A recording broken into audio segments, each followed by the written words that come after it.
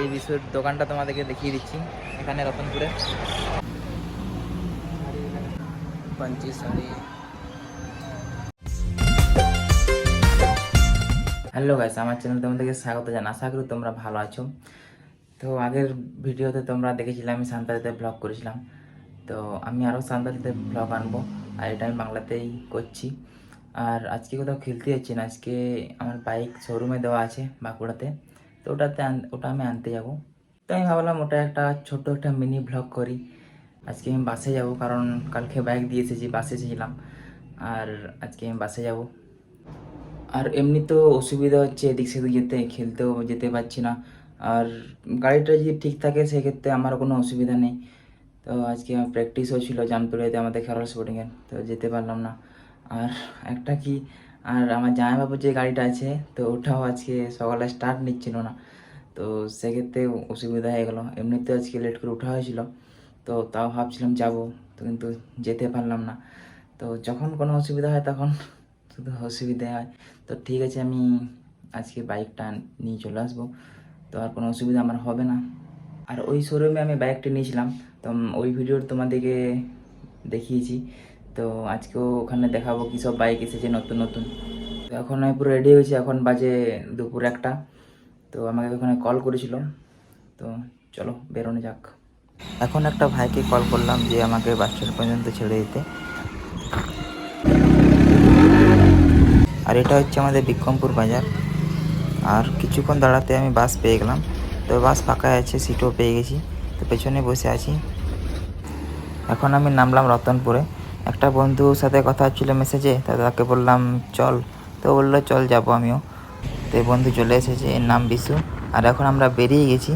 আর রাস্তার ভিউ কিছুটা তোমাদেরকে দেখিয়ে দেবো, আর ওখানে গিয়ে তোমাদেরকে ভালো করে ভিডিওটা দেখাবো।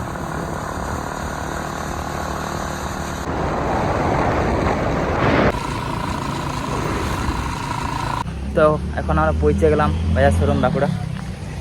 আর এই বিশু হলো আমার সাথে, তো আমাদের মেসেজে কথা হচ্ছিলো।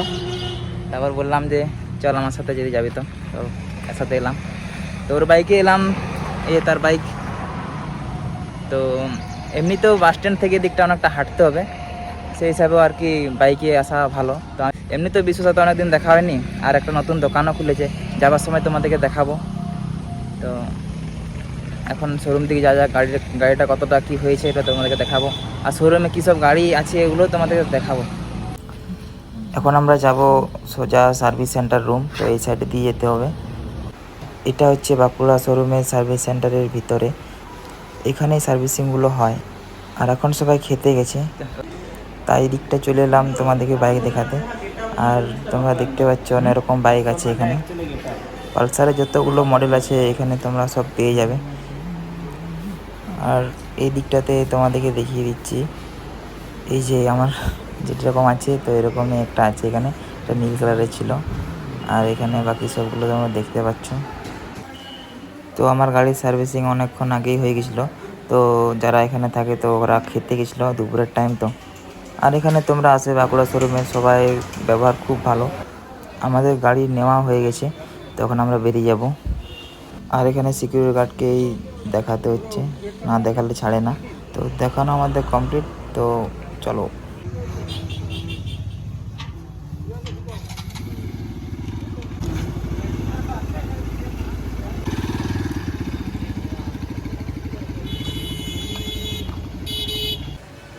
তো এখন আমরা দাঁড়ালাম হেলমেট দোকানে।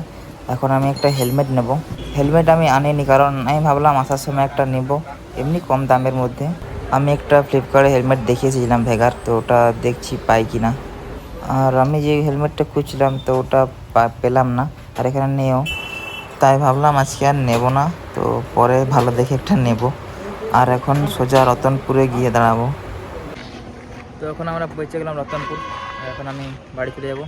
আর হেলমেটটা আমি এই বিশুরে নিয়ে যাব, আমি কিনবো ভাবলাম, আর নেওয়া হলো না। আর এই বিশুর দোকানটা তোমাদেরকে দেখিয়ে দিচ্ছি এখানে রতনপুরে। তো আমাদের দোকান খুলেছে বিশু, এই যে তার বাবা আছে ওখানে। আর এসব এই দোকান খুলেছে, তো ওই জন্য একটু সেরকম কালেকশন আনতে পারেনি। তো তার মধ্যে আছে কী সব পাওয়া যায় একটু বলে দে, হান্তার দিকে লেবে খাই। তো মোটামুটি কালেকশন ᱫᱚ ᱟᱹᱜᱩ ᱦᱩᱭ ᱟᱠᱟᱱᱟ ᱡᱟর্সি ᱠᱚ ᱢᱮᱱᱟᱜ ᱠᱟᱫᱟ ᱴᱨᱮᱠᱥᱩᱴ ᱠᱚ ᱢᱮᱱᱟᱜ ᱠᱟᱫᱟ ᱠᱚᱲᱟ ᱜᱤᱫᱽᱨᱟᱹ ᱠᱟᱞᱮᱠশন ᱵᱮᱥᱤ ᱢᱮᱱᱟᱜ ᱠᱟᱫᱟ ᱠᱩᱲᱤ ᱜᱤᱫᱽᱨᱟᱹ ᱠᱟᱞᱮᱠশন ᱠᱚᱢ ᱢᱮᱱᱟᱜ ᱠᱟᱫᱟ ᱠᱟᱨᱚᱱ ᱵᱟᱡᱮᱴ ᱠᱟᱹᱴᱤᱡ ᱯᱨᱚᱵᱞᱮᱢ ᱛᱟᱦᱮᱸ ᱠᱟᱱᱟ ᱚᱱᱟᱛᱮ ᱠᱚᱢ ᱜᱮ ᱠᱟᱞᱮᱠশন ᱟᱹᱜᱩ ᱦᱩᱭ ᱟᱠᱟᱱᱟ ᱟᱥᱛᱮ ᱟᱥᱛᱮ ᱧᱮᱞ ᱜᱮ ᱦᱩᱭᱩᱜᱼᱟ ᱟᱨ ᱯᱚᱨᱮᱨ বছর ᱥᱮᱫ ᱛᱮᱧ ᱢᱚᱱᱮ ᱠᱟᱫᱟ ᱠᱷᱮᱞᱟ ᱨᱮᱱᱟᱜ ᱵᱩᱴ ᱠᱚ ᱟᱹᱜᱩᱭ ᱦᱩᱭᱩᱜᱼᱟ ᱧᱮᱞ ᱦᱩᱭ ᱞᱮᱱᱟ ᱪᱮᱫ ᱪᱮᱫ ᱠᱟᱱᱟ বেশি কিছু বাই নেই হ্যাঁ ঠিক আছে তো হ্যাঁ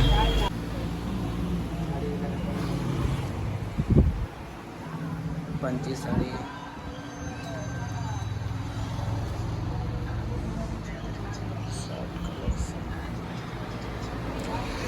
अच्छा तार नाम है तो जर्सी सेट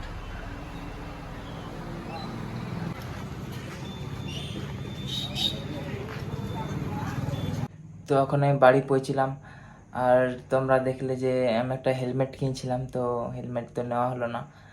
আর ওইখানে বিশুর দোকান তোমাদেরকে দেখালাম।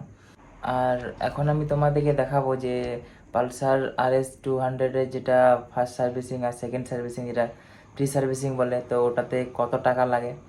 তো এই ভিডিওটা করার কারণ হচ্ছে RS 200 তো অনেকজনেই হয়তো নেবার ইচ্ছা আছে, তো আগের থেকে তোমরা জানতে পেরে যাবে যে কত কী সব খরচ হতে পারে।